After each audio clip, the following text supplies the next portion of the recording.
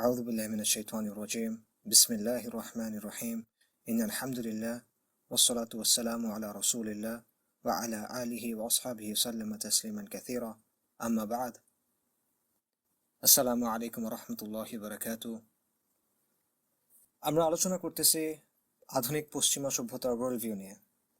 এর মধ্যে আমরা দেখছি কিভাবে পশ্চিমের রোমান সাম্রাজ্যের ধ্বংসাবশেষ থেকে আধুনিক পশ্চিমা সভ্যতার জন্ম হলো, কিভাবে ক্যাথলিক চার্চ খ্রিস্টবাদ এবং ইসলাম ও মুসলিমদের বিরোধিতায় ক্রুসেডের সময় ইউরোপকে একত্রিত করল, কিভাবে ক্যাথলিক চার্চ খ্রিস্টানডমের ধারণা তৈরি করে ইউরোপকে একত্রিত করল। রেনেসাঁর সময় ইউরোপের চিন্তায়, ইউরোপের দৃষ্টিভঙ্গিতে পরিবর্তন আসলো, মুসলিমদের কাছ থেকে পাওয়া জ্ঞান দ্বারা তারা প্রভাবিত হলো। একইভাবে গ্রিক ও রোমান সাম্রাজ্যের দর্শন ও শিল্প তারা অনুকরণের চেষ্টা করলো।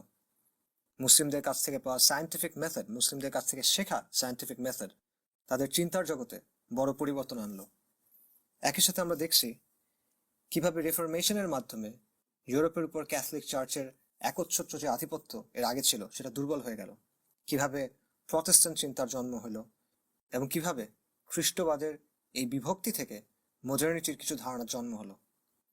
আমরা দেখছি কিভাবে এনলাইটেনমেন্টের সময় ইউরোপ মানব জীবন এবং সমাজের ক্ষেত্রে সায়েন্টিফিক মেথড বা বৈজ্ঞানিক পদ্ধতি প্রয়োগের চেষ্টা করলো, কিভাবে শাসনের সেকুলার ভিত্তি তৈরি করা হলো, কিভাবে নতুন নতুন রাজনৈতিক ও সামাজিক দর্শন আসলো এবং এর ফলে কিভাবে বিপ্লব হলো, বিদ্রোহ হলো। আমরা দেখছি এনলাইটেনমেন্টের সময় ইউরোপ কিভাবে পুরোপুরিভাবে মানুষ কেন্দ্রিক চিন্তাকে গ্রহণ করলো, কিভাবে সে মানুষকে সবার উপরে স্থান দিল এবং মানুষের আকলকে মূল মাপকাঠি হিসেবে গ্রহণ করলো, এবং কিভাবে এই সময়টাতে আধুনিক পশ্চিমা বিশ্বের ওয়ার্ল্ডভিউর জন্ম হলো। একই সাথে আমরা দেখছি কিভাবে কলোনিয়ালিজমের মাধ্যমে ইউরোপের রেনেসা, এনলাইটেনমেন্ট, শিল্প বিপ্লব এবং সমৃদ্ধির জ্বালানিটা আসলো, কিভাবে কলোনিয়ালিজমের মাধ্যমে এগুলা ফিউলড হইল, কিভাবে কলোনিয়ালিজমের মাধ্যমে পশ্চিমাদের ব্যবস্থা বাকি পৃথিবীতে চাপায় দেওয়া হলো, এবং কিভাবে আজকে যে পশ্চিমা নিয়ন্ত্রিত বিশ্ব ব্যবস্থা আমরা দেখি, যে রাজনৈতিক ব্যবস্থা দেখি, যে অর্থনৈতিক ব্যবস্থা দেখি, তা আসলে গড়ে উঠল। এই ক্লাসগুলোতে আমরা ইউরোপের সমাজ, রাজনীতি এবং ধর্মীয় বড় বড় পরিবর্তনগুলোর কথা আলোচনা করছি, কিন্তু সাধারণ মানুষের যে জীবন সেটা কিভাবে সেকুলার হয়ে উঠল, কিভাবে দার্শনিক এবং বুদ্ধিজীবীদের মধ্যে তৈরি হওয়া মতবাদ এবং দর্শন একসময় পুরা সমাজে ছড়ায় পড়ল এবং প্রধান দৃষ্টিভঙ্গি হয়ে উঠল। আজকের দার্স এবং পরের দার্সটাতে আমরা এই জিনিসটাই বোঝার চেষ্টা করব। আমরা দেখব কিভাবে পশ্চিমের সমাজে এবং মানুষের জীবনে সেকুলারাইজেশন ঘটল। সেকুলারাইজেশন মানে হলো একটা প্রক্রিয়া, যে প্রক্রিয়ার মাধ্যমে একটা সমাজ, সমাজের মানুষ, সমাজের প্রতিষ্ঠানগুলো সেকুলার হয়ে ওঠে। তো সমাজ কিভাবে সেকুলার হয়ে ওঠে এটা নিয়ে একটা গতানুগতিক ব্যাখ্যা আছে, একটা স্ট্যান্ডার্ড থিওরি আছে, যেটাকে বলা হয় সেকুলারাইজেশন থিসিস বা সেকুলারায়ন তত্ত্ব। এই তত্ত্ব বলে কোনো সমাজে যত প্রগতি এবং উন্নতি হবে, সমাজ যত বেশি আধুনিক হবে, শিক্ষা, বিজ্ঞান ও প্রযুক্তি যত ছড়াবে, তত সেই সমাজে ধর্মের প্রভাব কমতে থাকবে। সমাজ যত আধুনিক হবে, সমাজে ধর্মের প্রভাব তত কমবে। এভাবে একসময় কমতে কমতে কমতে ধর্ম একদম নাই হয়ে যাবে, নিশ্চিহ্ন হয়ে যাবে, অথবা ধর্ম খুবই অগুরুত্বপূর্ণ কিছু একটাতে পরিণত হবে। এটাকে বলা হয় সেকুলারাইজেশন থিসিস, সেকুলারায়ন তত্ত্ব। অর্থাৎ সমাজ যত আধুনিক হবে, ধর্মের প্রভাব তত কমতে থাকবে এবং একসময় কমতে কমতে কমতে এটা একদম সর্বনিম্ন পর্যায়ে পৌঁছা যাবে। Emile Durkheim, Max Weber, Karl Marx, Sigmund Freud সহ অনেকেই এই সেকুলারাইজেশন থিসিসে বিশ্বাসী ছিল, এবং এখনো অনেক দেশের ইউনিভার্সিটিতে এবং সম্ভবত আমাদের দেশের অনেক ইউনিভার্সিটির ফ্যাকাল্টিতেও এই তত্ত্বটা পড়ানো হয়। কিন্তু বাস্তবে দেখা গেল যে সেকুলারাইজেশন থিসিসে যে কথাটা বলা হয়েছিল সেটা আসলে ঘটে নাই। সেকুলারদের আশা অনুযায়ী ধর্ম সমাজ ও রাষ্ট্র থেকে একেবারে নিশ্চিহ্ন হয়ে যায় নাই। একমাত্র ইউরোপের কিছু অঞ্চলে, ইউরোপের পশ্চিমাংশে এই তত্ত্ব কিছুটা ফিট করলো, আর কোথাও এটা পুরোপুরিভাবে বাস্তবায়িত হয় নাই। ইভেন আমেরিকার ক্ষেত্রেও এটা পুরোপুরি ফিট করে না।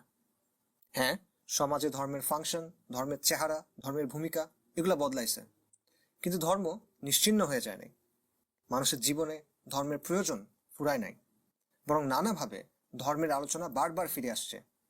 আজকে থেকে 100 বছর আগে বিশ্ব রাজনীতিতে ধর্মের যে প্রভাব ছিল, আজকের বিশ্ব রাজনীতিতে ধর্মের প্রভাব তার চেয়ে বেশি। সামাজিক বিভিন্ন বিষয়ে ধর্মের ভিত্তিতে তর্ক হচ্ছে। কাজেই একদিকে আমরা দেখতেছি যে সেকুলারাইজেশন যে থিওরি সেটা পুরোপুরি সঠিক না। অন্যদিকে আমরা দেখতেছি যে হ্যাঁ, ধর্ম নিশ্চিহ্ন হয়ে যায় নাই, ধর্ম একদম সংকুচিত হতে হতে হতে নাই হয়ে যায় নাই, কিন্তু ধর্মের প্রভাব, ধর্মের অবস্থান, ধর্ম পালনের ব্যাপারে মানুষের দৃষ্টিভঙ্গি এগুলা কিন্তু বদলায় গেছে। ধর্ম উধাও হয়ে যায় নাই, কিন্তু ধর্মের ফাংশনে পরিবর্তন আসছে। আইন, শিক্ষা, অর্থনীতি এই বিষয়গুলোর ক্ষেত্রে ধর্মকে এখন আর রেফারেন্স হিসেবে দেখা হয় না, বরং সেকুলার মতবাদ, দর্শন, নীতি এগুলোর ভিত্তিতে এই জিনিসগুলো চলে। অর্থাৎ ধর্মের এক ধরনের প্রাইভেটাইজেশন ঘটছে, ধর্ম ব্যক্তিগত পরিমণ্ডলে আটকায় গেছে। রাষ্ট্র, সমাজ এবং ব্যক্তি জীবনে ধর্মের ভূমিকা বদলাইছে। এর পেছনে কি কি ফ্যাক্টর ছিল, এটা নিয়ে আমরা আসলে আজকে আলোচনা করব, এবং আমরা দেখব এই বিষয়গুলো কিভাবে আমাদের সমাজে এখন ঘটতেছে, কিভাবে আমাদের সমাজে এখন প্রভাব ফেলতেছে। সেকুলারাইজেশনের পেছনে, অর্থাৎ সমাজের প্রতিষ্ঠান এবং সমাজের মানুষ সেকুলার হয়ে ওঠার পেছনে সবচেয়ে বড় ভূমিকা হলো সেকুলার শাসনের। এনলাইটেনমেন্টের সময় সেকুলার রাজনৈতিক কাঠামো আসলো এবং এটা পরে পুরো পৃথিবীতে ছড়ায় পড়লো, এবং এটা একটা বড় ভূমিকা রাখলো এই ক্ষেত্রে। ধর্মের ব্যাপারে সেকুলার শাসনের আচরণ কেমন হবে, বা সেকুলার শাসন ধর্মকে কিভাবে ডিল করবে, ধর্মকে কিভাবে হ্যান্ডেল করবে, এটার ব্যাপারে দুটো মডেল আছে বা দুটো দৃষ্টিভঙ্গি আছে। একটাকে বলা যায় আমেরিকান মডেল, আরেকটাকে বলা যায় ফ্রেঞ্চ মডেল। এই দুটো উদাহরণ থেকে সেকুলারিজমের দুটো ধারার ব্যাপারে আমরা আসলে আইডিয়া পেতে পারি। তো আমরা এই দুটো মডেল দেখি। আমেরিকান যে সেকুলারিজম বা আমেরিকান যে মডেল, এটাকে আপনি সফট বা মডারেট সেকুলারিজম বলতে পারেন, যেখানে রাষ্ট্র সকল ধর্ম বা সকল অধর্ম সবাইকে সমানভাবে ট্রিট করবে, সবার সাথে সমান আচরণ করবে, কোনো এক ধর্মের অবস্থান বা ব্যাখ্যাকে প্রাধান্য দেওয়া হবে না। আমেরিকার জাতির জনক যারা ছিল, ফাউন্ডিং ফাদার্স, অর্থাৎ ব্রিটিশদের বিরুদ্ধে আমেরিকান যে বিপ্লব, এখানে যারা নেতৃত্ব দিয়েছিল, এদের বেশিরভাগ ছিল ডিইস্ট। ঠিক আছে, ডিইজম নিয়ে আমরা এনলাইটেনমেন্টের ক্লাসে আলোচনা করছিলাম। ডিইস্টরা বেসিক্যালি স্রষ্টায় বিশ্বাস করে কিন্তু ধর্মে বিশ্বাস করে না। আমেরিকান এই ফাউন্ডিং ফাদাররা বা জাতির জনকরা ধর্ম নিয়ে বেশ চিন্তিত ছিল। তারা চাচ্ছিল না যে ইউরোপে যে এই ধর্ম নিয়ে যুদ্ধ হয়েছে সেটা আমেরিকাতেও হোক। এই কারণে এই যে ধর্মীয় সংঘাত, এটাকে বন্ধ করার জন্য তারা একটা নতুন ফরম্যাট তৈরি করলো। তারা যেটা করলো, তাদের সংবিধানে তারা বলল যে দেশের সব অধিবাসী নিজের ইচ্ছামতো ধর্ম পালন করতে পারবে, সবার নিজের ইচ্ছামতো ধর্ম পালনের অধিকার আছে, কিন্তু রাষ্ট্র ও ধর্মের মধ্যে কোনো ধরনের সম্পর্ক রাখা যাবে না, এটা নিষিদ্ধ। অর্থাৎ একদিকে তারা এক ধরনের ধর্মীয় সহনশীলতার কথা বলল, যে কোনো ধর্ম বা যে কোনো বিশ্বাসকে আমরা মেনে নিতে রাজি আছি, তবে এগুলো রাষ্ট্রকে প্রভাবিত করতে পারবে না। এইভাবে তারা সব ধর্মকে জায়গা দিল একটা অর্থে, আবার ধর্মকে ব্যক্তিগত পরিমণ্ডলে তারা আবদ্ধ করে দিল। অন্য যে মডেল সেটা হলো ফ্রেঞ্চ মডেল, ফ্রান্সের মডেল। ফ্রান্সে যখন বিপ্লব হলো, ফ্রেঞ্চ রেভলিউশন, ফরাসি বিপ্লব, তখন সেটা তীব্রভাবে একটা ধর্ম বিদ্বেষী চেহারা নিল। ফরাসি বিপ্লবের শুরুর দিকে বলা হয়েছিল যে চার্চ, ক্যাথলিক চার্চ যদি সেকুলার শাসক গোষ্ঠীর প্রতি অনুগত থাকে তাহলে তাদের বিরুদ্ধে কিছু করা হবে না। কিন্তু কিছুদিন পর দেখা গেল সেকুলার শাসক গোষ্ঠী সরাসরি ধর্মের বিরুদ্ধে অবস্থান নিচ্ছে, এবং তারা নিয়মতান্ত্রিকভাবে ধর্মের বিরুদ্ধে নানা রকম পলিসি নিল, যেটাকে ডিখ্রিশ্চানাইজেশন বলা হয়, বিখ্রিস্টীকরণ। তারা গির্জাগুলো বন্ধ করে দিল, বিভিন্ন গির্জাকে ঘোড়ার আস্তাবল বা এই টাইপের জিনিসপত্র বানাইলো, ধর্মীয় বিভিন্ন চিহ্ন যেমন ক্রুশ বা এই ধরনের যা যা খ্রিস্টানদের আছে সেগুলো ধ্বংস করা হইলো, ধর্মীয় পত্রিকা, ধর্মীয় প্রকাশনী এগুলো নিষিদ্ধ করা হলো, বিভিন্ন ধর্মীয় আচার অনুষ্ঠান বন্ধ করে দেওয়া হলো, বেআইনি ঘোষণা করা হলো, পাদ্রীদের এবং নানদের ধরে ধরে নির্বাসনে পাঠানো হলো, বন্দি করা হলো, অনেক ক্ষেত্রে হত্যা করা হলো। এবং এই সময় ফ্রেঞ্চ শাসক গোষ্ঠীর উদ্দেশ্য ছিল, এবং এই সময় সেকুলার শাসক গোষ্ঠীর উদ্দেশ্য ছিল খ্রিস্টিয়ানিটির সব নিদর্শন মুছে ফেলা। এই অত্যাচারের প্রবণতা পরে আস্তে আস্তে কমে আসলো, কিন্তু এই যে ধর্ম বিদ্বেষ বা ধর্ম বিরোধিতা, এটা রয়ে গেল। কাজেই ফ্রেঞ্চ ধারার যে সেকুলারিজম, সেটা জনপরিসর থেকে, মানে পাবলিক লাইফ থেকে, পাবলিক স্পেস থেকে ধর্মকে সরানোর জন্য সক্রিয়ভাবে কাজ করে, এবং ধর্মকে প্রত্যাখ্যান করাকে একটা পলিসি হিসেবে গ্রহণ করে। রাজনীতি থেকে, সংস্কৃতি থেকে, সমাজ থেকে, পাবলিক ইনস্টিটিউশনগুলো থেকে ধর্মীয় প্রভাব সরায় ফেলার চেষ্টা করে। কাজেই ফ্রান্স এবং আমেরিকার মডেলে আমরা ধর্মের ব্যাপারে দুই ধরনের দৃষ্টিভঙ্গি দেখতে পাচ্ছি, ধর্মকে হ্যান্ডেল করার ব্যাপারে দুই ধরনের পদ্ধতি দেখতে পাচ্ছি। ফ্রান্সের যে সেকুলারিজম, যেটাকে লাইসিটে বলা হয়, এটা হলো র্যাডিক্যাল সেকুলারিজম বলা যেতে পারে। এটা কড়া ধর্মবিরোধী অবস্থান নেয়, সক্রিয়ভাবে ধর্মকে সরাইতে চেষ্টা করে, সক্রিয়ভাবে সরাসরি ধর্মকে নিয়ন্ত্রণ করার চেষ্টা করে। অন্যদিকে আমেরিকান যে সেকুলারিজম, এটাকে আপনি এক অর্থে মডারেট সেকুলারিজম বলতে পারেন। এটা একটা সীমিত মাত্রার মধ্যে ধর্মীয় স্বাধীনতা দেয়, যদিও সে শাসন থেকে এবং জনপরিষদ থেকে ধর্মকে দূরে রাখে, কিন্তু সে একটা সীমিত পরিসরের মধ্যে বলে যে এই পরিসরে আমি হস্তক্ষেপ করব না। তো আপাতভাবে এখানে পার্থক্য থাকলেও আলটিমেটলি এই দুই পদ্ধতির মূল ফলাফল এবং গন্তব্য এক, সেটা হলো রাষ্ট্র ও সমাজের পুরোপুরি সেকুলারাইজেশন, অর্থাৎ রাষ্ট্র ও সমাজকে পুরোপুরি সেকুলার করে তোলা। কিন্তু এই উদ্দেশ্য কিভাবে অর্জন হবে, এটার ব্যাপারে দুজনের পদ্ধতি কিছুটা ভিন্ন। একজন সাথে সাথে পরিবর্তন চায় বা পরিবর্তনটা চাপায় দিতে চায়, আরেকজন ধীরে ধীরে পরিবর্তন আনতে চায়। আমাদের দেশে আপনারা এই বিষয়টা দেখবেন, যেমন যাদেরকে আমরা শাহবাগী বলি, এরা দেখবেন কড়া ধর্মবিরোধী, এরা সরাসরি ইসলাম বিদ্বেষী, এরা ইসলামের বিরুদ্ধে কথা বলে, এরা সবকিছুর মধ্যে এরা কোনো না কোনোভাবে ইসলাম বিদ্বেষ নিয়ে আসে। অন্যদিকে এমন কিছু সেকুলার আপনি দেখবেন যারা শাহবাগের সমালোচনা করে এবং তারা শাহবাগের ইসলাম বিদ্বেষেরও সমালোচনা করে, যেমন ধরেন ফরহাদ মাজহার বা পিনাকি ভট্টাচার্য বা এই ধরনের আরো অনেকে আছে। এরা দেখবেন সরাসরি ইসলামের বিরুদ্ধে বলে না, যদিও শেষ পর্যন্ত এরাও একটা সেকুলার শাসন চায়। এরা এমন একটা শাসন ব্যবস্থা চায় যেখানে ইসলাম ধর্ম সেকুলার শাসনের অধীনস্থ হবে, সেকুলার রাষ্ট্র, সেকুলার সরকার ইসলামকে নিয়ন্ত্রণ করতে পারবে। এবং এটা কেন হয়েছে? কারণ তারা বুঝতে পারছে আপনি যদি সরাসরি ইসলামের বিরুদ্ধে অবস্থান গ্রহণ করেন, যেভাবে শাহবাগীরা অবস্থান নিছে, তখন এটার একটা প্রতিক্রিয়া হয়, এটার ফলাফলটা উল্টা হয়, সমাজের মানুষের মধ্যে ইসলামের প্রতি ঝোঁক বাড়ে। আর যেহেতু শাহবাগীরা সমাজের একটা ক্ষুদ্র অংশ, ছোট একটা অংশ, তাই এই প্রতিক্রিয়া তাদের জন্য আসলে ভালো হয় না, সেকুলারদের জন্য ভালো না। এই জন্য এই মডারেট সেকুলাররা কি করতে চায়, তারা এমন একটা সেকুলারিজমের কথা বলে যেটা সরাসরি ইসলামের বিরুদ্ধে অবস্থান নিবে না, বরং এটা ইসলামের কিছু কিছু অংশকে হয়তো মেনেও নিবে। এটা তারা কেন বলে?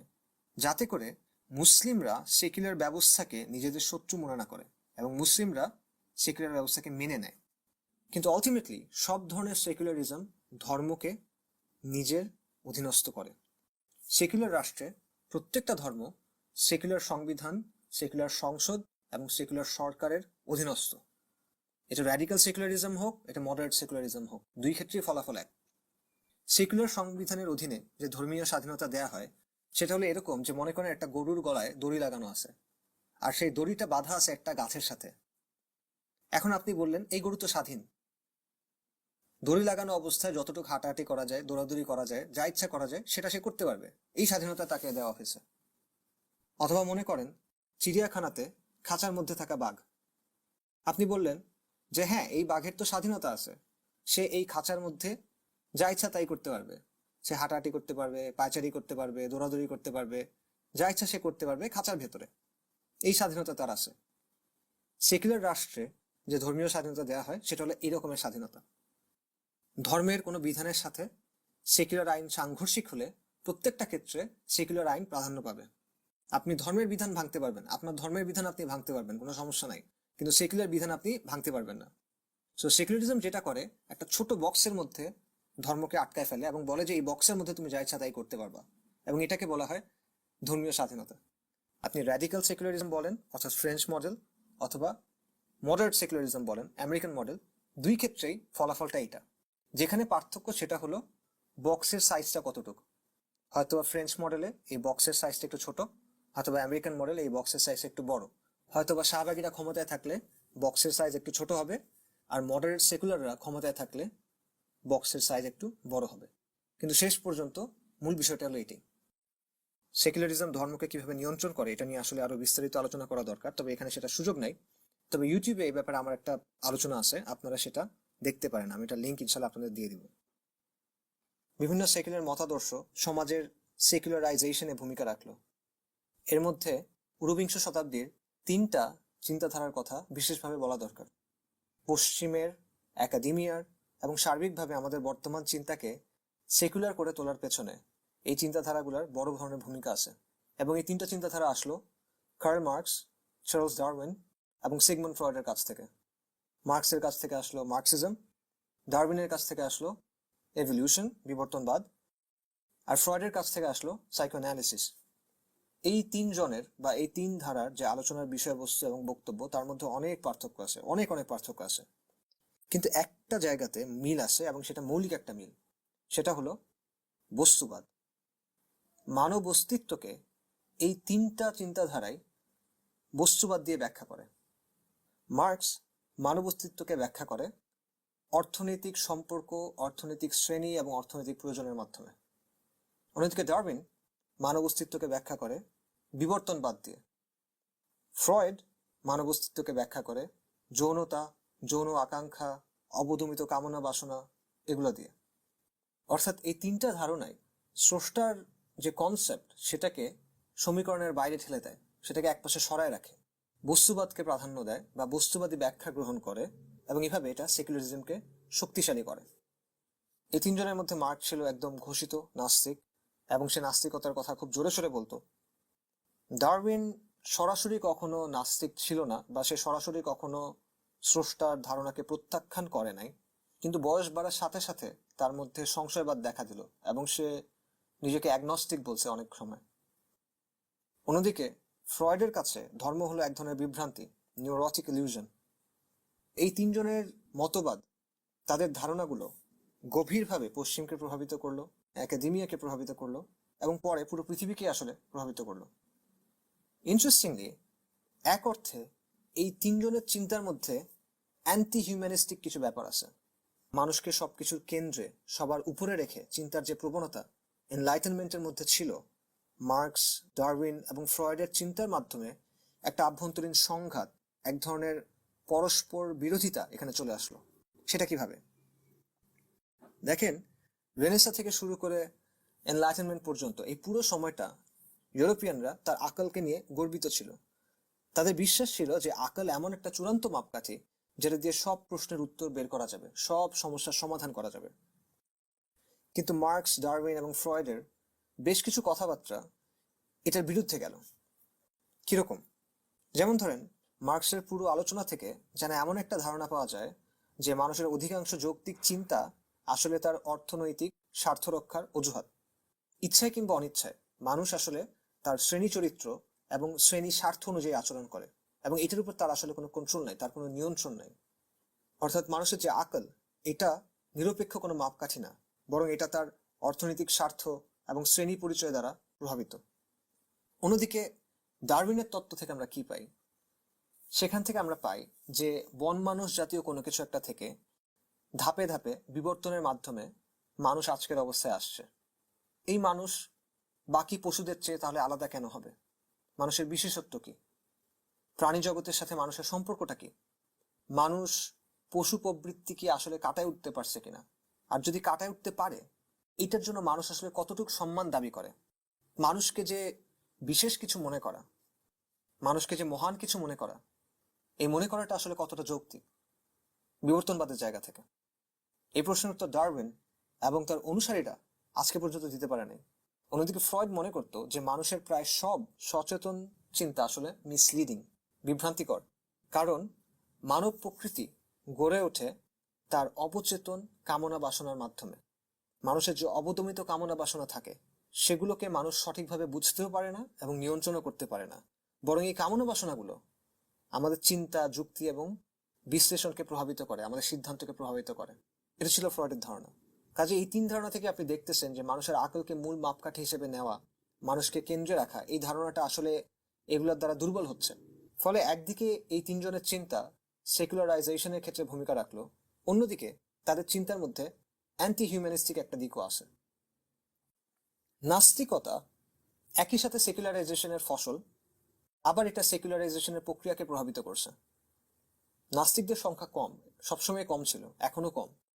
পৃথিবীর মোট জনসংখ্যার খুব অল্প একটা অংশ নাস্তিক, কিন্তু তাদের দাওয়াতি কাজকর্মের ফলে ধর্মের ব্যাপারে মানুষের চিন্তায় বেশ কিছু পরিবর্তন আসছে। আধুনিক ইতিহাসে স্বঘোষিত নাস্তিকদের প্রথম দেখা গেল অষ্টাদশ শতাব্দীর দিকে, কিন্তু এই সময় নাস্তিকতা আসলে খুব একটা সম্মানজনক অবস্থান ছিল না। সেই সময়ের সবচেয়ে প্রগতিশীল যে বুদ্ধিজীবীরা ছিল, দার্শনিকরা ছিল, তারাও নিজেদেরকে নাস্তিক বলতো না, তারা ছিল ডিইস্ট। কিন্তু ঊনবিংশ শতাব্দীতে গিয়ে নাস্তিকতা সত্যিকার ভাবে মাথাচাড়া দিল এবং অনেকে সরাসরি নিজেদের নাস্তিক হিসেবে পরিচয় দিতে শুরু করলো। এবং নাস্তিকতার ক্ষেত্রে একটা পরিবর্তনও দেখা গেল। এর আগেকার যে নাস্তিক ছিল তারা মনে করত যে স্রষ্টায় বিশ্বাসের কোনো যৌক্তিক ভিত্তি নাই। কিন্তু ঊনবিংশ শতাব্দী থেকে দেখা গেল যে নাস্তিকরা বলা শুরু করছে স্রষ্টায় বিশ্বাস একটা ক্ষতিকর জিনিস। দুটোর মধ্যে কিন্তু পার্থক্য আছে। একজন বলতেছে যে স্রষ্টায় বিশ্বাসের কোনো যৌক্তিক ভিত্তি নাই, আরেকজন বলতেছে যে স্রষ্টায় বিশ্বাস করা যাবে না, যে একটা ক্ষতিকর জিনিস এবং এটাকে সরাই ফেলতে হবে। মার্কস যেমন নাস্তিকতাকে আবশ্যকীয় বলল, সে বলল যে ধর্ম বিশ্বাস হলো শোষণমূলক যেসব সামাজিক কাঠামো আছে সেগুলার প্রতিফলন, ধর্ম হলো মানুষের আফিম, এবং স্রষ্টায় বিশ্বাস মানুষকে সামাজিক বিপ্লবের লক্ষ্য থেকে সরায় রাখে। কাছাকাছি সময়ের আরেকজন দার্শনিক ছিল লুডভিগ ফয়েরবাখ। সে বলল যতদিন মানুষ স্রষ্টায় বিশ্বাস করবে ততদিন মানবজাতি আসলে শিশু অবস্থায় থাকবে, সে শিশুসুলভ অবস্থায় আটকে থাকবে। অনেকটা ইমানুয়েল কান্টের মতো কথা, যেটা আপনারা পড়ছেন এনলাইটেনমেন্টের ক্লাসে, আমরা এটার ফাইলটা দিছিলাম। এবং মার্কসের চিন্তার উপর ফয়েরবাখের চিন্তারও প্রভাব ছিল। অন্যদিকে ফ্রেডরিক নিৎসে এসে বলল যে স্রষ্টার ধারণার মৃত্যু হয়েছে, ইউরোপের মানুষ এই ধারণাকে মেরে ফেলছে, আর স্রষ্টাকে অস্বীকার করার পর মানুষের সত্যিকার ভাবে স্বাধীন হওয়ার একমাত্র উপায় হলো নৈতিকতার যত বন্ধন আছে সব ছিঁড়ে ফেলা এবং নিজস্ব নৈতিকতা তৈরি করা। মানুষ তার নিজের ইচ্ছায় সার্বভৌম, এটাই প্রকৃত স্বাধীনতা, আর কোনো কিছু বাকি নেই। কাজেই ঊনবিংশ শতাব্দীতে যেই ধরনের নাস্তিকতা দেখা যায় সেটা স্রষ্টার বিরুদ্ধে বিদ্রোহ করতে চায়, সেটা স্রষ্টাকে প্রত্যাখ্যান করতে চায়। সে যৌক্তিক অযৌক্তিকতার কথা বলতেছে না, সে বিদ্রোহ আর প্রত্যাখ্যানের কথা বলতেছে। এনলাইটেনমেন্টের সময় ভলতেয়ার বলছিল যদি ঈশ্বর বলে কেউ না থাকে তাহলে ঈশ্বরের ধারণা আবিষ্কার করতে হবে। আর ঊনবিংশ শতাব্দীর সময়কার এই দার্শনিকরা বা ঊনবিংশ শতাব্দীর সময়কার নাস্তিকরা বলল যদি ঈশ্বর বলে কেউ থাকে তাহলে তাকে ধ্বংস করতে হবে। স্রষ্টার অস্তিত্বের পক্ষে কোনো যৌক্তিক প্রমাণ নাই, এইটুক বলে এনলাইটেনমেন্টের সময়কার নাস্তিকরা সন্তুষ্ট ছিল। কিন্তু ঊনবিংশ শতাব্দীতে এসে তারা সরাসরি স্রষ্টার ধারণাকে আক্রমণ করা এবং এই ধারণা ধ্বংস করার দিকে তাদের আগ্রহ দেখা গেল। এইভাবে নাস্তিকতার ক্ষেত্রে একটা বড় ধরনের পরিবর্তন আসলো, যেটা সমাজ এবং সমাজের চিন্তাকে প্রভাবিত করলো। সেকুলার দর্শন, সেকুলার মতবাদ, এই জিনিসগুলো শুরু হয়েছিল দার্শনিক, বুদ্ধিজীবী এদের মাঝে। প্রথম দিকে এগুলা সমাজের অভিজাত শ্রেণীর মধ্যে সীমাবদ্ধ ছিল, কিন্তু ঊনবিংশ শতাব্দীর মাঝামাঝি থেকে এটা আস্তে আস্তে সাধারণ মানুষের মধ্যে ছড়ায় পড়তে শুরু করলো। কিভাবে? ম্যাস মিডিয়ার মাধ্যমে। পত্রিকা, ম্যাগাজিন, বই এগুলো তখন অনেক ছাপা হইতে শুরু করলো এবং অধিকাংশ পশ্চিমা দেশ এই সময়টাতেই শিশুদের জন্য বাধ্যতামূলক শিক্ষা ব্যবস্থা তৈরি করার দিকে আগাইল। ফলে যে ধ্যান ধারণাগুলো অভিজাত শিক্ষিত শ্রেণীর মানুষের মধ্যে সীমাবদ্ধ ছিল, ধীরে ধীরে সেগুলা সাধারণ মানুষের মধ্যে প্রচার হইতে শুরু করলো এবং আস্তে আস্তে পরিবর্তন আসলো। পরিবর্তনটা লম্বা সময় জুড়ে হলো, কিন্তু পরিবর্তন আসলো। এই পরিবর্তনের বড় একটা মাধ্যম হলো শিক্ষা। পৃথিবীর ব্যাপারে, জীবনের ব্যাপারে আমরা যা কিছু জানি তার বড় একটা অংশ আমরা আসলে শিখি স্কুল থেকে, শিক্ষা প্রতিষ্ঠান থেকে। আমরা পৃথিবীকে কিভাবে দেখতে শিখি, কিভাবে ব্যাখ্যা করতে শিখি, সেটা আমাদের শিক্ষা দ্বারা ব্যাপকভাবে প্রভাবিত হয়। তাই শিক্ষা আসলে সবসময় এক ধরনের ইনডক্ট্রিনেশন। শিক্ষার মাধ্যমে মানুষকে একটা নির্দিষ্ট আকিদা বা নির্দিষ্ট মতাদর্শে দীক্ষিত করা হয়। এজন্যই একজন ফ্রেঞ্চ দার্শনিক লুই আলথুজার বলছিল শিক্ষা প্রতিষ্ঠান হলো আদর্শিক রাষ্ট্রযন্ত্র, আইডিওলজিক্যাল স্টেট অ্যাপারেটাস। এটা মানে কি? এটা মানে হলো বেসিক্যালি শিক্ষা প্রতিষ্ঠানগুলো হয়তো সবসময় সরাসরি রাষ্ট্রের অংশ না, কিন্তু শিক্ষা প্রতিষ্ঠানগুলোর মূল কাজ হইল রাষ্ট্রের যে অনুমোদিত আকিদা সেটা মানুষের মধ্যে ঢুকায় দেওয়া।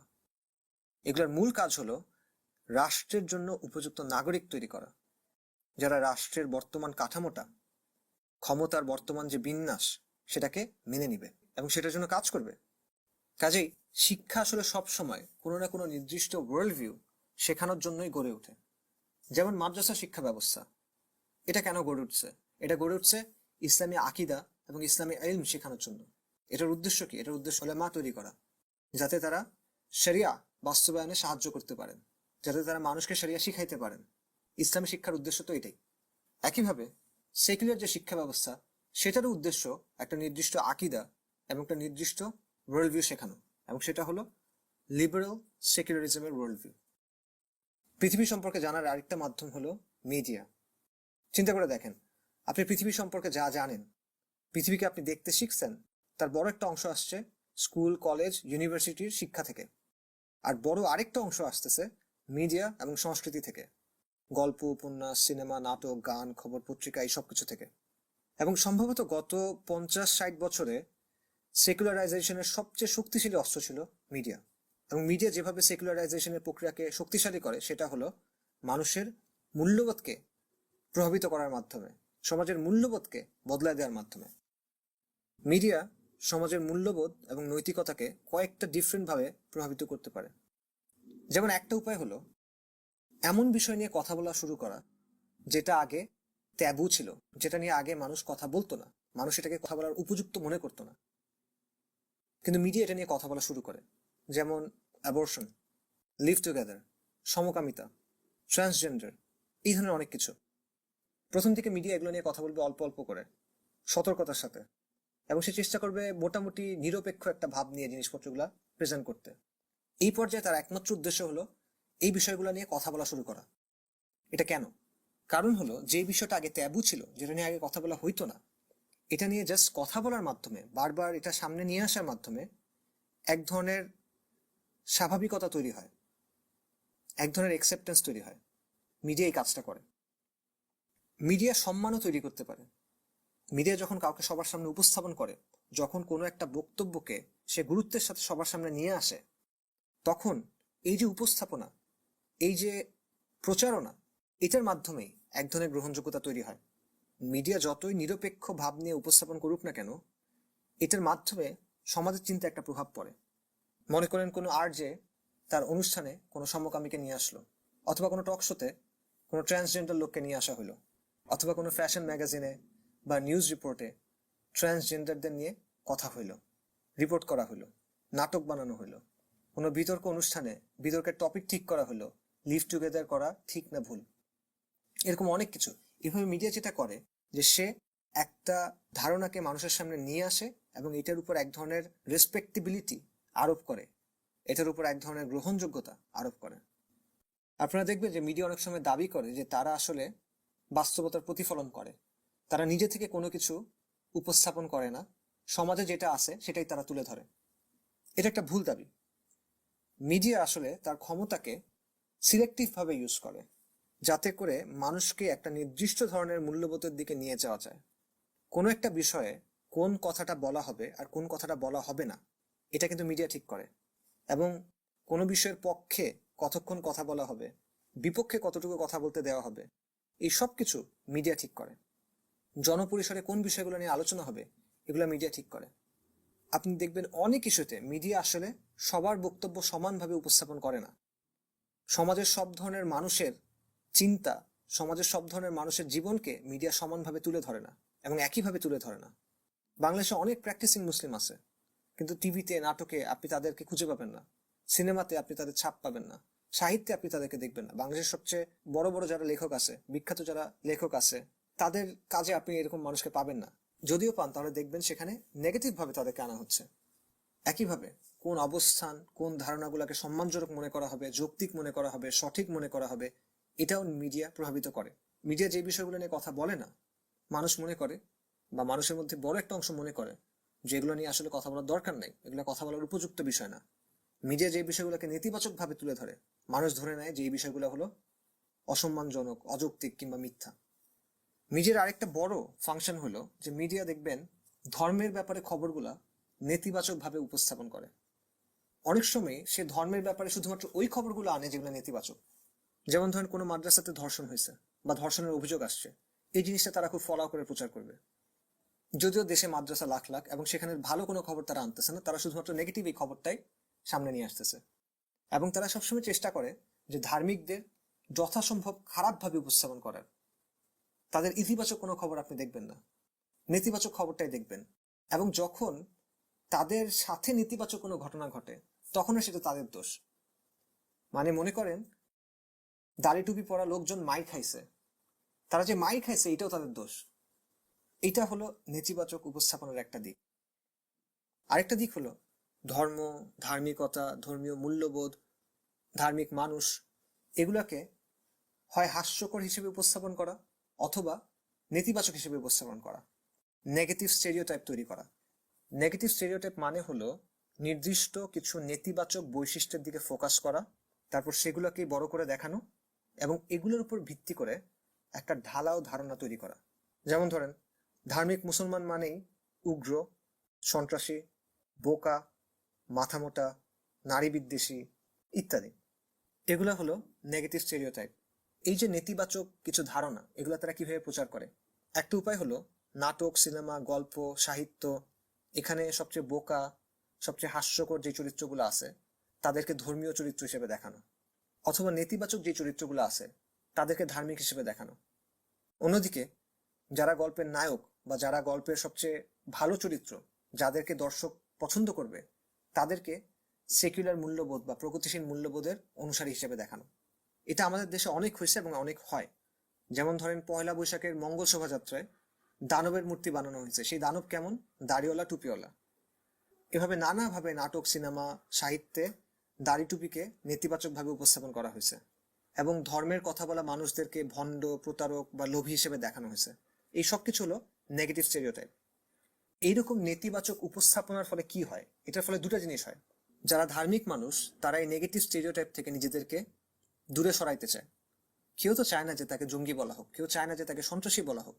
তাই সে চেষ্টা করে মিডিয়াতে যে বৈশিষ্ট্যগুলোকে নেতিবাচক হিসেবে তুলে ধরা হয়েছে সেগুলো এড়ায় যাওয়ার। যে আমি মুসলিম কিন্তু আমি ওইরকম মুসলিম না, আমি কিন্তু গোঁড়া না, আমি মুসলিম কিন্তু আমি আধুনিক, আমি মুসলিম কিন্তু আমি উদার, আমি মুসলিম কিন্তু আমি সহনশীল। হিজাব পরা মানে ব্যাকডেটেড হওয়া না, হিজাব পরেও সব করা যায়। এইভাবে এই নেগেটিভ স্টেরিওটাইপিং বা এই নেগেটিভ উপস্থাপনা ধার্মিক মানুষের চিন্তার মধ্যে এক ধরনের অস্থিতিশীলতা তৈরি করে, তার উপর এক ধরনের প্রেশার ক্রিয়েট করে। আরেকটা প্রভাব হলো, যেসব চরিত্রকে ইতিবাচক হিসেবে দেখানো হয়, অনুসরণীয় হিসেবে দেখানো হয়, মানুষ স্বাভাবিকভাবেই তাদের অনুকরণ করার চেষ্টা করে। তাদের চিন্তা, তাদের মূল্যবোধটাও তারা অনুসরণ করার চেষ্টা করে, বুঝে কিংবা না বুঝে। এভাবে একদিকে মিডিয়া ধর্মীয় মূল্যবোধের সাথে দূরত্ব তৈরি করে, অন্যদিকে সে প্রগতিশীল মূল্যবোধকে ভালো বা ইতিবাচক হিসেবে উপস্থাপন করে। আরেকটা যেভাবে মিডিয়া সমাজের মূল্যবোধকে প্রভাবিত করে সেটা হলো ধর্মীয় মূল্যবোধের বিরুদ্ধে অবস্থান নেওয়া সবাইকে মিডিয়া হিরো হিসেবে দেখায় এবং তাদের গল্পগুলো বারবার দেখানো হয়, খুব ইমোশনালি প্রেজেন্ট করা হয়, উপস্থাপন করা হয়, যাতে মানুষের মনে এটা প্রভাব ফেলে এবং মানুষ একসময় এগুলো মেনে নিতে শুরু করে। এবং ধর্মীয় মূল্যবোধের বিরুদ্ধে যাওয়াটাকে সবসময় সবলের বিরুদ্ধে দুর্বলের যুদ্ধ হিসেবে দেখানো হয়। কারণ শক্তিশালী কারোর সাথে যখন দুর্বল কারো যুদ্ধ হয় তখন মানুষের সহানুভূতি, মানুষের সিম্প্যাথিটা কার প্রতি থাকে? দুর্বলের প্রতি। তো এই জন্য মিডিয়া সবসময় বিষয়টা এভাবে প্রেজেন্ট করে। যেমন ধরেন, সমকামিতা, অ্যাবর্শন কিংবা এই ধরনের কোনো কিছুকে দেখানো হয় ক্ষমতাসীনের বিরুদ্ধে দুর্বলের যুদ্ধ হিসেবে, দুর্বলের লড়াই হিসেবে। যেমন মনে করেন লিভ টুগেদার, এটা নিয়ে যদি একটা নাটক করা হয়, সেখানে হয়তো মূল চরিত্র থাকবে একটা মেয়ে যে লিভ টুগেদার করতে চায় এবং সে রক্ষণশীল সমাজের বিরুদ্ধে যুদ্ধ করতেছে, লড়াই করতেছে। সে সাহসী, সে আপোষহীন, সে ভালো মানুষ, সবাইকে হেল্প করে ইত্যাদি। অন্যদিকে যারা তার বিরুদ্ধে আছে, যারা লিভ টুগেদারের বিরোধিতা করতেছে, এরা সবাই খারাপ, নিষ্ঠুর, গোঁড়া, উগ্র এটসেট্রা। এবং মেয়েটা হলো দুর্বল, আর যারা বিরোধিতা করতেছে তারা হলো সবল। সবলের বিরুদ্ধে দুর্বলের লড়াই, এভাবে তারা প্রেজেন্ট করবে। যেমন ধরেন, কয়েক বছর আগে একটা সিনেমা বানানো হয়েছিল বাংলাদেশে, এটার নাম ছিল নডরাই। গল্পটা হলো এরকম যে কক্সবাজারের একটা মেয়ে, সে সার্ফার হইতে চায়, সমুদ্রে সার্ফিং করা, এবং তার সমাজ, যেটা রক্ষণশীল সমাজ, সেটা তাকে বাধা দেয়। ট্র্যাডিশনাল সমাজ তাকে বাধা দিচ্ছে। কিসের ভিত্তিতে বাধা দিচ্ছে? ধর্মের ভিত্তিতে বাধা দিচ্ছে। তারা এই নারীকে আটকে রাখতেছে, তার ইচ্ছাকে সম্মান করতেছে না, তার স্বাধীনতাকে সম্মান করতেছে না। অন্যদিকে এই মেয়ে সার্ভ করে কাদের সাথে? বিদেশিদের সাথে। তাকে মূল্যায়ন করতেছে কারা? সাদা মানুষরা, বা সাদা মানুষের কাছ থেকে শিখে আসা বাদামি চামড়ার মানুষরা। তারাই তাকে বুঝতেছে, তারাই তাকে সম্মান করতেছে। সো এটা আসলে একটা টিপিক্যাল জাতে ওঠার গল্প, যে একটা বাদামি চামড়ার মেয়ে, সে সাদাদের মতো হইতে চায়, কিন্তু তার বাদামি চামড়ার পরিবার বা সমাজ সেটা মেনে নিচ্ছে না। এখন সে নানা প্রতিকূলতা মোকাবেলা করে স্বাধীন হয়ে উঠবে। মানে খুব ইমোশনাল কাহিনী। তো এখানে যারা সেকুলার মূল্যবোধের ধারক তারা হলো ভালো মানুষ, এবং ধর্মীয় মূল্যবোধ অনুসরণ করা মানুষরা কারা? তারা হলো পিছায় থাকা, তারা হলো বাস্তবতা বুঝে না, তাদের চিন্তা ভাবনা যৌক্তিক না এটসেট্রা। ভালো চরিত্রগুলা সেকুলার, প্রগতিশীল, খারাপ চরিত্রগুলা, বোকাগুলা, নেতিবাচক চরিত্রগুলা হলো ধার্মিক। অথচ বাস্তবতা হলো উল্টাটা। বর্তমান পৃথিবীতে সবচেয়ে শক্তিশালী যে প্রতিষ্ঠানগুলো আছে তারা এই সেকুলার মূল্যবোধগুলা কিন্তু প্রচার করতেছে। প্রগতিশীল যেগুলা মূল্যবোধ বলা হয় এগুলা কিন্তু তারা প্রচার করতেছে billions of dollars, trillions of dollars খরচ করে, এবং এরাই ধর্মীয় মূল্যবোধেরও বিরোধিতা করতেছে। আমেরিকাতে যদি সমকামিতার পক্ষে আইন পাশ হয় সেটা নিয়ে কিন্তু পৃথিবীর কেউ কোনো কথা বলে না, কিন্তু ব্রুনেইতে যদি বলা হয় যে সমকামিতা একটা শাস্তি দেওয়া হবে, তখন সবাই তাদেরকে হুমকি দেয় যে তোমাদেরকে স্যাংশন দিব, নিষেধাজ্ঞা দিব ইত্যাদি। বাংলাদেশে যদি 16 বছরের নিচে বিয়ে হয় তাহলে পুলিশ এসে ধরে নিয়ে যেতে পারে, ম্যাজিস্ট্রেট এসে ধরে নিয়ে যেতে পারে, এরকম অনেক ঘটনা আছে। সেই বাংলাদেশে কিন্তু আবার মিডিয়া থেকে কিংবা যৌন শিক্ষা ক্লাসেও কি শেখানো হচ্ছে তাদেরকে। তো এমন একটা সমাজ ব্যবস্থা, এমন একটা বিশ্ব ব্যবস্থা যেখানে এই সেকুলার মূল্যবোধগুলোকে প্রাধান্য দেওয়া হয়, ধর্মীয় মূল্যবোধগুলোর বিরোধিতা করা হয়, কিন্তু এটাকে প্রেজেন্ট করা হয় উল্টাভাবে, মানুষের সহানুভূতি তৈরি করার জন্য এবং মানুষকে ম্যানিপুলেট করার জন্য, মানুষের চিন্তাকে প্রভাবিত করার জন্য। সম্ভবত মিডিয়ার সবচেয়ে বড় শক্তি হলো কোনো কিছুকে মিডিয়াতে যেভাবে দেখানো হয় মানুষ সেটাকে বাস্তব হিসেবে ধরে নেয়। মানুষ মিডিয়ার অনুকরণ করে, তার রুচি, পোশাক, স্টাইল, জীবনবোধ, জীবন দর্শন এর অনেক কিছু সে মিডিয়া থেকে নেয়, যেগুলো আগে মানুষ শিখতো তার ধর্ম থেকে, তার পরিবার থেকে, তার কমিউনিটি থেকে, তার সমাজ থেকে। কি ধরনের কাপড় পরা উচিত, কি ধরনের ডিভাইস কেনা উচিত, এটা যেমন মানুষ মিডিয়া থেকে শিখতেছে, তেমনি ভাবে বিভিন্ন পাবলিক ইস্যুর ব্যাপারে, সামাজিক ইস্যুর ব্যাপারে, নৈতিক বিষয়ের ব্যাপারে কিভাবে চিন্তা করা উচিত, কোন পরিস্থিতিতে কিভাবে রিয়্যাক্ট করা উচিত, কিভাবে প্রতিক্রিয়া হওয়া উচিত, সেটাও সে শিখতেছে মিডিয়ার কাছ থেকে। যেমন নারীবাদের কথাটা ধরেন, নারীবাদের ব্যাপক প্রসারের একটা বড় কারণ হইল মিডিয়া এই মতবাদটাকে অনেক সমর্থন দিছে, এবং নারীবাদের ব্যাপারে নেগেটিভ কোনো কিছু আপনি মিডিয়াতে তেমন একটা খুঁজে পাবেন না। এবং মিডিয়া যেটা করতেছে সেটা হলো সে দর্শকের সামনে, সমাজের সামনে নারীত্বের একটা আদর্শ ধারণা তৈরি করতেছে, একটা আইডিয়াল মডেল তৈরি করতেছে। বুদ্ধিমান, স্মার্ট, ক্যারিয়ারে সফল, সুন্দর, এরকম নারী হলো সার্থক নারী। এবং যে নারী এই ছাঁচটার সাথে মিলতেছে না সে হলো ব্যর্থ নারী। যেমন ধরেন একজন গৃহিণী, একজন মা, সেই মডেলে ফিট করে না, তো সে ব্যর্থ নারী। তো এই চিন্তাটা কিভাবে সমাজের নারীদের প্রভাবিত করবে চিন্তা করেন। একটা মেয়ে যে ছোটকাল থেকে এভাবে বড় হচ্ছে এই সমাজে, যেখানে সফলতা এবং ব্যর্থতার এই ধরনের কিছু ধারণা তার সামনে রাখা হয়েছে, সে কি চিন্তা করে বড় হবে, সে কিভাবে তার নিজের জীবন নিয়ে চিন্তা করবে। এই সবকিছুকে কিন্তু প্রভাবিত করতেছে মিডিয়া, কালচার এবং শিক্ষা। আমাদের বর্তমান পৃথিবীতে যে সেকুলারাইজেশন হয়েছে, অর্থাৎ মানুষের চিন্তা, মূল্যবোধ এবং জীবনের যে সেকুলার হয়ে ওঠা, এটার পেছনে বড় একটা ভূমিকা হলো 60-এর দশকের সেক্সুয়াল রেভলিউশনের, যৌন বিপ্লবের। এটার ফলে পশ্চিমের সমাজ, মূল্যবোধ এবং নৈতিকতায় বড় ধরনের পরিবর্তন আসছে। পরবর্তীতে এটা বাকি পৃথিবীতেও আস্তে আস্তে ছড়ায় পড়ছে। আজকে যে বিষয়গুলো আমরা দেখতেছি যৌনতা এবং নৈতিকতার ব্যাপারে, সমকামিতা, ট্রান্সজেন্ডার মুভমেন্ট, ব্যাপক জিনা, ব্যাপক অ্যাবর্শন, বিয়ে এবং পরিবারের ব্যাপারে ধারণা বদলায় যাওয়া, এই সব কিছুর পেছনে সেক্সুয়াল রেভলিউশনের, দর্শনের বড় একটা ভূমিকা আছে। সেক্সুয়াল রেভলিউশন যদিও 60-এর দশকে হয়েছে, কিন্তু এটা শেকড় ছিল আরো পেছনে। যেমন সিগমুন্ড ফ্রয়েড এসে বলল যে মানুষের ব্যক্তিত্ব, তার চারিত্রিক বৈশিষ্ট্য, তার অনুপ্রেরণা, এই সব কিছুর পেছনে আছে যৌনতা। এটা পশ্চিমের চিন্তা একটা বড় ধরনের পরিবর্তন আনলো, এবং ফ্রয়েডের এই চিন্তাকে আরো সামনে আগায় নিয়ে গেল উইলহেলম রাইশ, হার্বার্ট মার্কিউস, এই টাইপের লোকজনরা। আরেকজন ব্যক্তি হলো অ্যালফ্রেড কিনজি। সে দাবি করলো যে যৌনতার কোনো নির্দিষ্ট কাঠামো নাই, যৌনতা পরিবর্তনশীল একটা ব্যাপার, এখানে ন্যায় অন্যায়ের কোনো ধারণা নাই। মানুষের যৌনতা হলো রংধনুর মতো, এখানে নারী পুরুষের স্বাভাবিক যৌনতা আছে, আবার সমকামিতা আছে, শিশুকামিতা আছে, পশুকামিতা আছে, উভকামিতা আছে, নানা কিছু আছে, রংধনুর এক এক রঙের মতো। এবং সমাজের মানুষরা এক একজন রংধনুর এক এক অবস্থানে থাকে, কিন্তু সমাজ, সংস্কার এবং ধর্মের মাধ্যমে যে নৈতিকতা চাপায় দেওয়া হয়েছে, এটার কারণে মানুষ তার যৌন প্রবণতাগুলো চেপে রাখার চেষ্টা করে, একে নিয়ন্ত্রণের চেষ্টা করে। এটা বলল কিনজি। গত শতাব্দীর 40-এর দশকের শেষ থেকে শুরু করে 50-এর দশক ধরে আমেরিকা এবং ইউরোপ জুড়ে অ্যালফ্রেড কিনজির এই চিন্তা ভাবনাগুলো প্রচার করা হলো, এবং এটার পিছনে ছিল রকাফেলার ফাউন্ডেশনের টাকা এবং সমর্থন। তার বইগুলো বেস্ট সেলার হইলো, এবং তার যে উপসংহার, এগুলা স্কুলের যৌন শিক্ষা বইতে চলে আসলো, এগুলোর ভিত্তিতে আইনও বানানো হইলো। কিনজির অবস্থানের উপর ভিত্তি করে যৌনতার ব্যাপারে আধুনিক পশ্চিমের ধারণাগুলো তৈরি হলো। এর সাথে নতুন কিছু ধারণা যুক্ত করলো জনস হপকিন্সের ডক্টর জন মানি। সে বলল যে যৌনতার ক্ষেত্রে স্বাভাবিক অস্বাভাবিক বিকৃতি অবিকৃতি এসব বলে কিছু নাই, এবং একই সাথে মানুষের ধরা বাঁধা কোনো যৌনতা নাই, মানুষের ধরা বাঁধা কোনো লৈঙ্গিক পরিচয় নাই।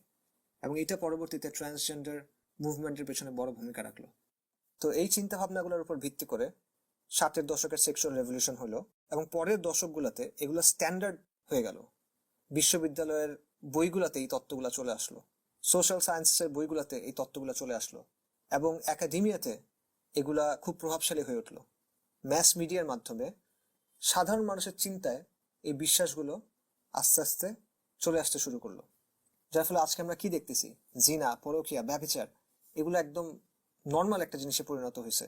সিনেমা, সাহিত্য, টেলিভিশন, এমনকি ইউটিউব সেলিব্রিটি থেকে শুরু করে সবাই মানুষকে জিনার দিকে উৎসাহিত করতেছে, মানুষকে বলতেছে যে প্রেম করা এটা তো খুব নর্মাল একটা বিষয়, শারীরিক ঘনিষ্ঠতা এটা তো খুব নর্মাল একটা বিষয়। ক্লাসরুমের যৌন শিক্ষা থেকে শুরু করে পত্রিকার পাতাতে, ফ্যাশন ম্যাগাজিনে, সব জায়গাতে এই জিনিসপত্রগুলো চলে আসতেছে। পাশাপাশি পোর্নোগ্রাফি মানুষের ঘরে ঘরে ঢুকে গেছে, প্রতিটা ঘরে, প্রতিটা মানুষের হাতের নাগালে চলে আসছে। এটা একটা শত শত বিলিয়ন ডলারের ইন্ডাস্ট্রিতে পরিণত হয়েছে। সেক্সুয়াল রেভলিউশনের যে আদর্শ, সেটা আমেরিকার ইউনিভার্সিটি থেকে শুরু করে বাংলাদেশের অজপাড়া গায়ের স্কুলের ক্লাসরুমে এখন ঢুকে গেছে। সেক্সুয়াল রেভলিউশন আরেকটা আন্দোলনকে খুব ব্যাপকভাবে প্রভাবিত করলো, সেটা হলো ফেমিনিস্ট আন্দোলন, ফেমিনিস্ট মুভমেন্ট। তারা বলল যে দেখো, বৈজ্ঞানিক প্রমাণ পাওয়া যাচ্ছে যে নারী পুরুষ আসলে একই, তাদের মধ্যে মৌলিক কোনো পার্থক্য নাই। পুরুষরা যা পারে নারীও সেগুলো পারে, এবং তার মানে হলো পরিবার এবং সমাজে নারী ও পুরুষের আলাদা ভূমিকা নাই, তাদের ভূমিকার মধ্যে পার্থক্য নাই, বরং এই পার্থক্যগুলো আসলে পুরুষতান্ত্রিক সমাজের আবিষ্কার। এগুলো হলো জোর করে চাপায় দেওয়া। শত শত বছর ধরে পুরুষতান্ত্রিক সমাজ প্রথা, সংস্কার, ধর্ম এগুলোর নামে নারীদের আটকায় রাখছে, এবং এই কারণে নারীবাদ পরিবারকেও আক্রমণ করে। পরিবার একটা পুরুষতান্ত্রিক কাঠামো, যার উদ্দেশ্য হলো নারীকে ঘরে আটকায় রাখা। আর নারীকে ঘরে আটকায় রাখার মানে হলো সমাজে পুরুষের আধিপত্য প্রতিষ্ঠা করা। যেমন ধরেন, সন্তান জন্ম দিতে গিয়ে নারী কিন্তু ক্যারিয়ারে পিছায় পড়ে, সন্তানের দেখাশোনা করতে গিয়ে নারী ঘরের মধ্যে আটকায় থাকে।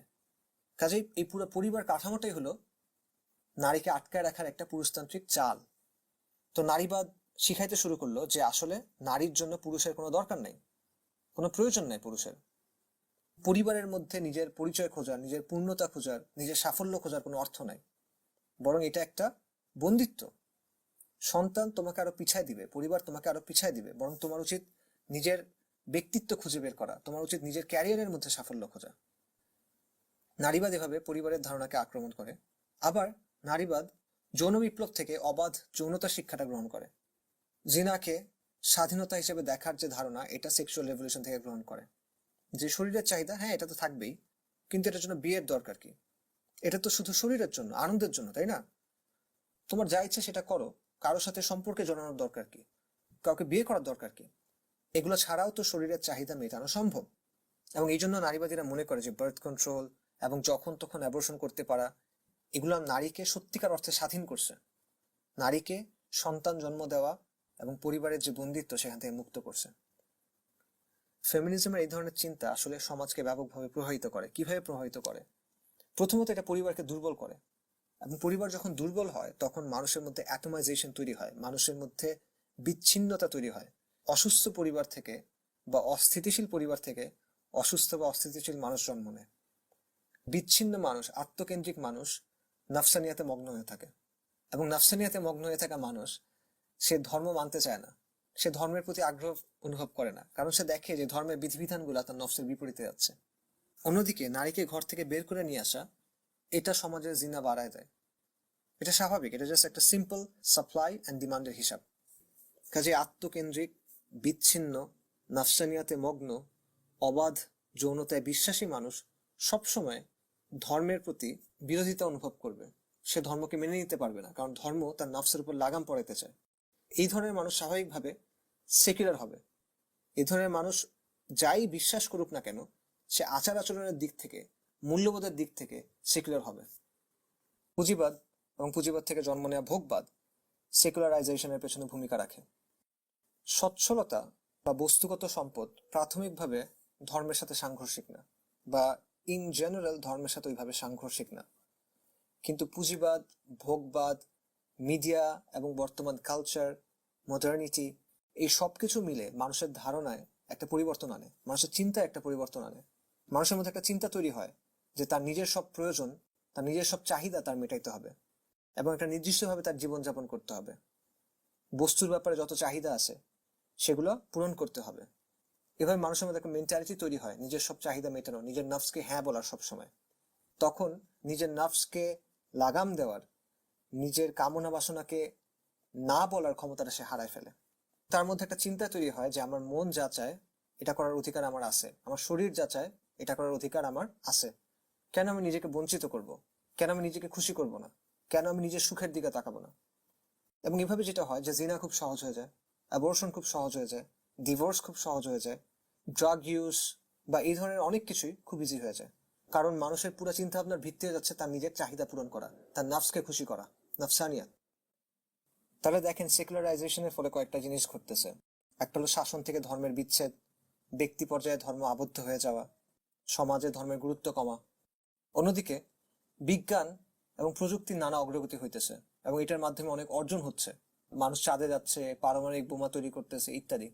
এটা ফলে যেটা হলো যে বিজ্ঞান ও প্রযুক্তির উপর একটা ব্যাপক বিশ্বাস তৈরি হইতেছে, একটা ধারণা তৈরি হচ্ছে যে মানুষের জ্ঞান বুদ্ধি দিয়ে আসলে সবকিছু করা সম্ভব, অনেক কিছু অর্জন করা সম্ভব। মানুষ যদি যথেষ্ট পরিশ্রম করে, মানুষ যদি যথেষ্ট চেষ্টা করে, যথেষ্ট মাথা খাটায়, তাহলে যে কোনো সমস্যার সমাধান করা সম্ভব। আসমানের দিকে তাকানোর দরকার নাই, দোয়া করার দরকার নাই, মানুষ নিজেই নিজের চেষ্টাতে তার জীবন গড়ে নিতে পারে। এভাবে ধর্মকে অপ্রয়োজনীয় ভাবার একটা প্রবণতাও তৈরি হয়, যে মানুষ মনে করে যে ধর্ম যদি সত্যও হয় সেক্ষেত্রে এটা আসলে অতটা দরকারি কিছু না, ধর্মকে একটা কোণে আটকায় রাখাই বুদ্ধিমানের কাজ। সম্পদ, প্রযুক্তি, ক্ষমতা এগুলোর কারণে মানুষের মধ্যে কিবর তৈরি হওয়া, নিজেদেরকে অজেয় মনে করা, এটা আসলে নতুন কিছু না। কোরআন থেকে দেখবেন যে ধ্বংস হয়ে যাওয়া প্রায় প্রত্যেক জাতির মধ্যে এই বৈশিষ্ট্য ছিল। যেমন আদ জাতির অনেক কিছু ছিল, তাদের বিশাল সেনাবাহিনী ছিল, তারা দুর্গম জায়গায় বিশাল বিশাল প্রাসাদ আর ইমারত তৈরি করত এবং তারা নিজেদের অজেয় ভাবত। এই কারণে তারা কি বলছিল? তারা বলছিল মান আসাদ্দু মিন্না কুওয়া, কে আছে আমাদের চেয়ে বেশি শক্তিশালী। এটা হলো কিবর, ঔদ্ধত্য। কিন্তু আজকে আদ কোথায়? সামুদ কোথায়? ফেরাউন কোথায়? ফাহাল তারা লাহুম মিন বাকিয়া, তাদের কোনো অবশিষ্ট কি আজকে আছে? নাই। সো আধুনিক পশ্চিমা সভ্যতা হচ্ছে আলাদা কিছু না। এই মেন্টালিটি যেটা আগের ধ্বংস হওয়া এই জাতিদের মধ্যে ছিল, এটা আমাদের এই আধুনিক সভ্যতার মধ্যেও আছে। এই বিষয়গুলোর পাশাপাশি সেকুলারাইজেশনের পেছনে ধর্মীয় প্রতিষ্ঠান এবং ধার্মিকদের কিছু ভূমিকা আছে, যেটা আসলে অস্বীকার করা যায় না। যেমন এনলাইটেনমেন্টের সময়কার বুদ্ধিজীবীরা মনে করছিল চার্চের পক্ষ থেকে অনেক বাধা আসবে, কিন্তু বাস্তবে সেটা আসে নাই। যেটা আসছে সেটাও খুব দুর্বল ছিল। এটার কারণ কি? ফ্রান্সের ক্ষেত্রে যেমন ক্যাথলিক চার্চের উচ্চ পদস্থ যারা ছিল তাদের অনেকেই ছিল দুনিয়াবী। তাদের কাছে চার্চ ছিল একটা ক্যারিয়ার। আকিদা, বিশ্বাস, আদর্শ এগুলো তেমন তাদের কাছে গুরুত্বপূর্ণ ছিল না। আবার অনেকে ছিল বাহ্যিক কিছু আচার অনুষ্ঠান নিয়ে সন্তুষ্ট। আবার এমনও অনেকে ছিল যারা এনলাইটেনমেন্টের ধ্যান ধারণা গ্রহণে আগ্রহী ছিল, কারণ তারা মনে করতেছিল যে এটার ফলে তাদের কিছু বেনিফিট হইতে পারে। আকিদাগতভাবে এটা ক্রিশ্চিয়ানিটির জন্য কত বড় বিপদ নিয়ে আসতে পারে এটা নিয়ে তাদের তেমন কোনো চিন্তা ছিল না। তো এই ধরনের টেন্ডেন্সি আমাদের সমাজেও দেখা যায় কিনা? হয়তোবা পুরোপুরি একরকম টেন্ডেন্সি দেখা যায় না, কিন্তু কিছু কিছু বিষয় লক্ষ্য করার মতো। যেমন দেখেন, ধর্মনিরপেক্ষতা, জাতীয়তাবাদ, গণতন্ত্র, মানবাধিকার, এই বিষয়গুলোর সাথে ইসলামের যে সাংঘর্ষিকতা আছে এগুলো নিয়ে খুব বেশি আলোচনা কিন্তু আমরা দেখি না, অ্যাটলিস্ট মিম্বার থেকে দেখি না, ওয়াজ মাহফিলে দেখি না। বরং অনেক ক্ষেত্রে আমরা দেখি যে এগুলোর সাথে ইসলামের যে সাংঘর্ষিকতা সেটা ছোট করে দেখানো হচ্ছে, এগুলোর সাথে ইসলামের সামঞ্জস্যতা প্রমাণের চেষ্টা করা হচ্ছে। আবার বিরোধিতা যদি করা হয় সেখানেও বিরোধিতার কারণগুলো আসলে এইভাবে ব্যাখ্যা করা হয় না। মানুষ বুঝতে পারে না যে সমস্যাটা আসলে কোথায়। কিছু ধরাবাঁধা বুলি, কিছু ধরাবাঁধা কথার মধ্যে এগুলো সীমাবদ্ধ থেকে যায়। কিছু ব্যতিক্রম আছে, অল্প কিছু বক্তা আছেন, তারা ভেঙে ভেঙে আলোচনা করছেন, কিন্তু এটা মোটামুটি সাম্প্রতিক একটা ট্রেন্ড গত 5-10 বছরের, এবং তারা সংখ্যায় খুবই সীমিত। এছাড়া সামাজিক যে অবক্ষয়গুলো আছে, যে অপরাধগুলো আছে, সুদ, দুর্নীতি, ঘুষ, ওজনে কম দেয়া, জিনা, ব্যভিচার, সাংস্কৃতিক আগ্রাসন, এই বিষয়গুলো নিয়ে আমরা সাধারণত মিম্বার থেকে আলোচনা ওইভাবে পাই না, ওয়াজের মঞ্চ থেকে ওইভাবে আলোচনা পাই না। সমাজের যে বাস্তবতা আর মিম্বারের যে খুতবা, এটার মধ্যে কেমন যেন একটা গ্যাপ থেকে যায়। এছাড়া আলেমদের বড় একটা অংশের সাথে শিক্ষিত শহুরে যে সমাজ, তাদের একটা গ্যাপ কিন্তু থেকে যায়। গতানুগতিক যে ওয়াজ, সেটার যে ধারা, সেটার যে স্টাইল, এটা অনেককেই আসলে আকর্ষণ করে না। পাশাপাশি সামাজিক, অর্থনৈতিক এরকম ইস্যুগুলোতেও ইসলামের আলোকে দিক নির্দেশনা বা মূল্যায়ন বা বিশ্লেষণ আমরা ওইভাবে পাই না, আমাদের সমাজ ওইভাবে পায় না। বরং আমরা দেখি যে মূলত ইসলামের কিছু বিধিবিধান, কিছু আচার অনুষ্ঠান, কিছু ইবাদত, এগুলো নিয়ে আসলে কথাগুলো সীমাবদ্ধ থেকে যায়। আরেকটা প্রবণতা যেটা কাজ করে সেটা হলো সেকুলারদের নেতিবাচক প্রচারণার প্রতিক্রিয়ায় নিজেদের পরিবর্তন করার চেষ্টা, ধর্মকে সীমিত করা, ধর্মকে আধুনিক করা, নিজেকে সেকুলারদের মাপকাঠিতে ভালো প্রমাণ করার চেষ্টা, জাতীয়তার চেষ্টা, এরকম কিছু টেন্ডেন্সি আমাদের মধ্যে কাজ করে। এটা ইউরোপেও হয়েছিল। ইউরোপে যখন প্রটেস্ট্যান্ট রিফরমেশনের সময় অনেক যুদ্ধ হইল, তখন এটার প্রতিক্রিয়াতে যেটা হলো যে খ্রিস্টানদের মধ্যে একটা টেন্ডেন্সি দেখা গেল যে তারা তাদের ধর্মীয় আবেগকে নিয়ন্ত্রণ করতে চায় সবসময়। এখন ধর্মীয় আবেগ নিয়ন্ত্রণ করা এটা খারাপ কিছু না। যে কোনো ধরনের আবেগ থেকে ফ্যানাটিসিজম তৈরি হইতে পারে, ধর্মীয় আবেগ থেকেও পারে। কাজেই ধর্মীয় আবেগকে নিয়ন্ত্রণ করা যেতেই পারে।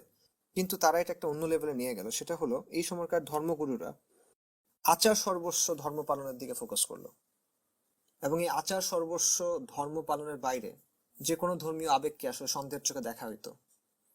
মানুষের সামনে ধর্ম নিয়ে কথা বলা, ধর্মীয় আবেগের প্রকাশ, এটা তারা পছন্দ করতো না, বিব্রত বোধ করতো। পাবলিকলি ধর্ম নিয়ে আলোচনায় তারা অস্বস্তি বোধ করতো, কারণ এই ধরনের আলোচনা বিভাজন তৈরি করতে পারে। ফলে ধর্ম এমন একটা জিনিসে পরিণত হলো যেটা ব্যক্তিগত, যেটা নিয়ে সবার সামনে কথা বলা যায় না। দাওয়াতে কিংবা বন্ধুদের আড্ডায় ধর্ম নিয়ে কথা বলতে মানুষ অস্বস্তি বোধ করে। এই ধরনের টেন্ডেন্সি তাদের মধ্যে তৈরি হলো। ধর্মের ব্যাপারে জোরালো কোনো বিশ্বাস, আপোষহীন কোনো অবস্থান, এই সবকিছুকে উগ্রতা মনে করা হতো। আমাদের সমাজেও কিন্তু এরকম টেন্ডেন্সি দেখা যায়। দিন ইসলামকে যখন সন্ত্রাসবাদের সাথে তুলনা করা হয়, জঙ্গিবাদের সাথে যুক্ত করা হয়, অথবা দিনের কোনো বিধান নিয়ে সেকুলাররা যখন সমালোচনা করে, তখন আমাদের মধ্যে একটা ডিফেন্সিভ বা একটা রক্ষণাত্মক মনোভাব কাজ করে। সেটা জিহাদ, বহুবিবাহ, দাসপ্রথা, মোরতাদের শাস্তি যাই হোক না কেন, আমরা বিভিন্ন অজুহাত দেওয়ার চেষ্টা করি। এবং আমরা এমন অজুহাত দেওয়ার চেষ্টা করি যেটা আধুনিকতার সাথে খাপ খাবে, যেটা আধুনিক মানুষের মেন্টালিটির সাথে খাপ খাবে। একই সাথে আমরা দিনের ওই বিষয়গুলো নিয়ে চুপ থাকার চেষ্টা করি যেগুলো আধুনিক সেন্সিবিলিটির সাথে যায় না, খাপ খায় না। এইভাবে মানুষ এটা করে যে সেকুলারদের প্রচারণার প্রতিক্রিয়ায় সে তার নিজের ধর্মকে, তার নিজের চিন্তাকে পরিবর্তন করার চেষ্টা করে, সেন্সর করার চেষ্টা করে। সেকুলারাইজেশনের পেছনে আরেকটা কারণ হলো ধর্মের আংশিক উপস্থাপন। ধর্মের যে বিষয়গুলো নরম, যে বিষয়গুলো হাসি খুশির সাথে আলোচনা করা যায়, ওগুলা উপস্থাপন করা, বাকি বিষয়গুলো নিয়ে কথা না বলা। যেমন দ্বিতীয় বিশ্বযুদ্ধের পর আমেরিকার সমাজের সেকুলারাইজেশনের পেছনে এই ধরনের আংশিক ধর্ম প্রচারের একটা ভূমিকা ছিল। এই সময় ধর্ম নিয়ে অনেক কথা বলা হতো, অনেক জনপ্রিয় ধর্মীয় বক্তা ছিল, তাদের অনেকের বই বেস্ট সেলার ছিল। কিন্তু তারা ধর্মের অল্প কিছু অংশ নিয়ে খালি কথা বলতো। তাদের কথাবার্তাগুলা অনেকটা মোটিভেশনাল স্পিচের মতো ছিল। সেখানে ভালো থাকা, সুস্থ থাকা, খুশি থাকা, পজিটিভ চিন্তা করা, আশাবাদী হওয়া, এই ধরনের বিষয়গুলোর উপর জোর দেওয়া হতো। কিন্তু ধর্মের অন্যান্য যে দিকগুলো আছে, আকিদা, গুনাহ, অনুতপ্ত হওয়া, এগুলো নিয়ে তেমন আলোচনা আসতো না। এই প্রবণতাটা বর্তমানের অনেক সেলিব্রিটি দায়ীদের মধ্যে, বিশেষ করে পশ্চিমের অনেক সেলিব্রিটি দায়ীদের মধ্যে দেখা যায়। তারা শুধু ইসলামের নরম নরম বিষয়গুলো নিয়ে কথা বলেন। ইসলাম কত উদার, ইসলাম কত সুন্দর, মিষ্টি খাওয়ার সুন্নাহ, স্ত্রীর মুখে তুলে খাবার খাওয়ানোর সুন্নাহ, এগুলো নিয়ে আলোচনা। কিন্তু শক্ত যে সুন্নাহগুলো আছে সেগুলোর কথা আসে না। সুন্নাহ তো দূরের কথা, শক্ত যে ফরজগুলো আছে সেগুলোর কথাও কিন্তু আসে না। বরং এমন একটা ধারণা পাওয়া যায় যে বিদ্যমান যে ব্যবস্থা, ঘুরে ফিরে সেটার সাথে খাপ খাওয়ানোর কথা বলা হচ্ছে। এই ব্যবস্থার সাথে ইসলামের যে মৌলিক কিছু সাংঘর্ষিকতা আছে, এই ব্যবস্থার অধীনে যে সঠিকভাবে ইসলাম পালন করা সম্ভব না পুরোপুরিভাবে, এই আলোচনাগুলো আসে না। শরিয়ার যে দিকগুলো আধুনিক মন মানসিকতার কাছে গ্রহণযোগ্য মনে হয় না বা কঠিন মনে হয়, সেগুলোর আলোচনা আসে না। তো এই ধরনের দাওয়া আসলে দিনকে দুর্বল করে। প্রথমত, এটা মানুষকে দিনের ব্যাপারে একটা আংশিক ধারণা দেয়, সঠিকভাবে দিনের ধারণা সে পায় না। দ্বিতীয়ত, নাস্তিক, প্রগতিশীল এদের দিক থেকে যখন ধর্মের উপর এবং ধর্মীয় মূল্যবোধের উপর আঘাত আসে, তখন মানুষ এটার মোকাবেলা করতে পারে না। তারা নিজেদের অবস্থান ডিফেন্ড করতে পারে না, বরং তারা স্রোতের সাথে ভেসে যায়। এনলাইটেনমেন্টের পর থেকে পশ্চিমের সমাজে যে সেকুলারাইজেশন ঘটছে তার পেছনে একটা বড় ভূমিকা ছিল ডিইজমের। আমরা বলছিলাম যে ডিইজম হলো স্রষ্টায় বিশ্বাস করা কিন্তু ধর্মে অবিশ্বাস করা।